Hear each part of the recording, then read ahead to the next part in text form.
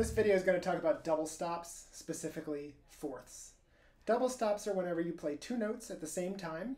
On a string instrument, it will be accomplished by playing across two strings at the same time, almost always adjacent strings, for the obvious reasons that if you're playing with the bow, you can only play two strings that are next to each other. Pizzicato is another story, though.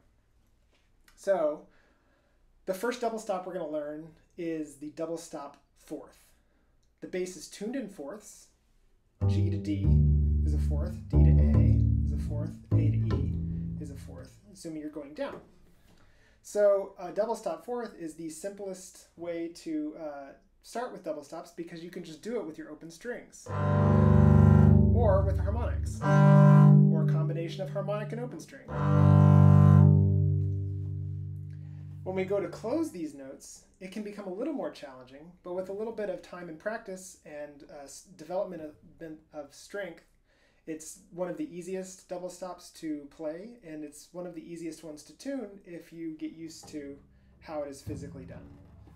So let's start with just open strings. How about a G and a D? If this is your first time playing two notes at the same time intentionally, then you may notice that the bow needs to be carefully balanced between both strings. In this time, as you're developing your sound, be careful not to press to make the double stop, because then you're just over-activating the string because you're worried about not catching both of the strings. Practicing catching both of the strings can be done by rocking back and forth slowly between two notes you're wanting to play, and I mean really slowly, and see where that double stop sounds the best to you.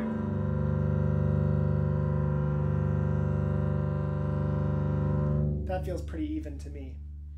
So this is something that develops your bow technique, and as we put the left hand in, we'll develop your left hand technique and strength. So I like to do this in scales because it sounds kind of like music, and it actually is very cool. So I'll start with a G major scale. So G major scale, 1 octave. I'm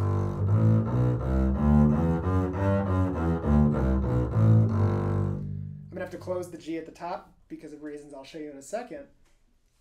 So assuming you know that scale already, let's play that scale, but at the same time as we're playing the low note, the fundamental note, we're going to play a fourth above that by just smushing down the finger that is above it, on the string above the note we're playing. So for instance, for this G, we're going to smush over and push down the C at the same time with our second finger. So second finger is pushing down two notes, G and C.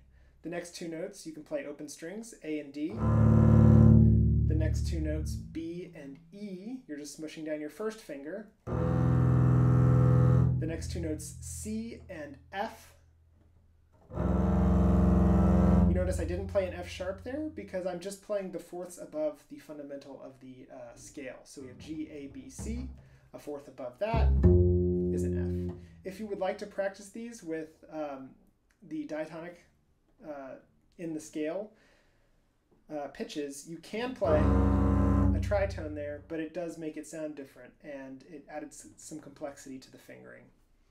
So again, to review, G and C, A and D, B and E, C and F natural, D and G, E and A, F sharp and B. So now we've got our F sharp because that's where we're at in the scale, and then G and C. So you see I had to close that because if I went over one more string, I wouldn't have a C. I don't have a C string to play that open string with. So if this is all comfortable, let's go ahead and move on. If not, rewind and review. Practice on your own time. Let's go through this slowly together. We'll go quarter, quarter, change, quarter, change. So we'll go 2 quarter notes on each set of notes. So that'll sound like.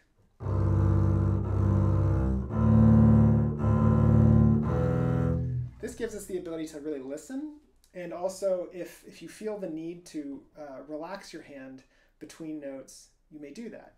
The goal is to not need to do that. So if you can keep your fingers down for the duration of the note that we're playing, that would be perfect. 1, 2, quarter notes.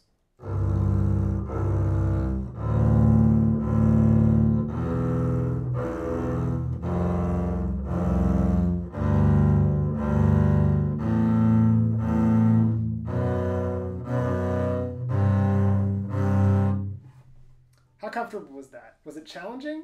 If so, go back and practice it and see how much you can listen for both notes at the same time and strive to tune them.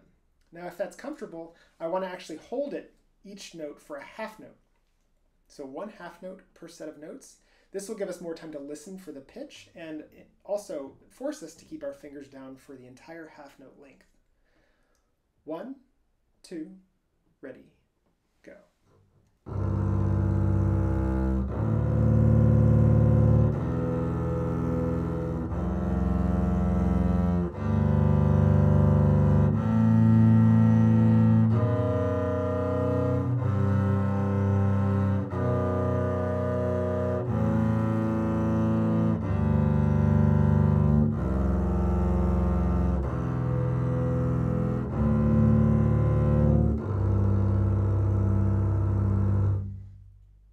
So those are double stop fourths. You can do these with any scale, with any fingering pattern that you want. If you want to take your favorite excerpts and put fourths to them.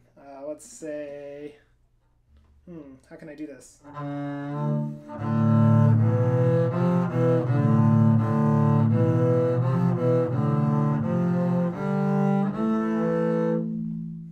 Have fun, have a ball. You'll notice in thumb position it becomes a little bit different to play fourths at the same time as a double stop because we can't smush our fingers this way. We have to do a fork action. But I will talk about that in another video. In the meantime, happy practicing with your fourths.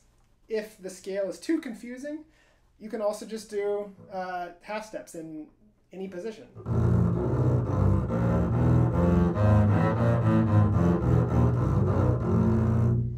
And that has kind of a cool sound to it if you work on it. We will start on some other double stops next time. Think about what intervals we can play and what intervals might be really challenging to play as a double stop on the bass. Happy practicing.